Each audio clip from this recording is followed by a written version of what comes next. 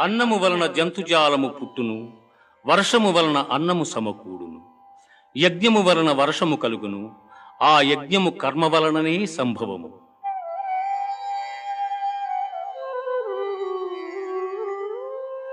ఏవం ప్రవర్తితం చక్రం నానువర్తయతి హయః అఘాయురింద్రియారామో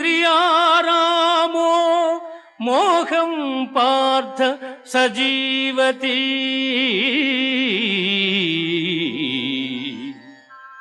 పార్థ, నాచే నడుపబడు ఈ లోకమును చక్రమును బట్టి ఎవడు అనుసరింపడు వాడు ఇంద్రియలోలుడై పాపజీవనుడగుచున్నాడు. అట్టివాడు వ్యర్థుడు. జ్ఞాని కానివాడు సదా కర్మలను ఆచరించుచునే ఉండవలెను. యజ్జదాచరతి శ్రేష్ఠః తత్తదేవే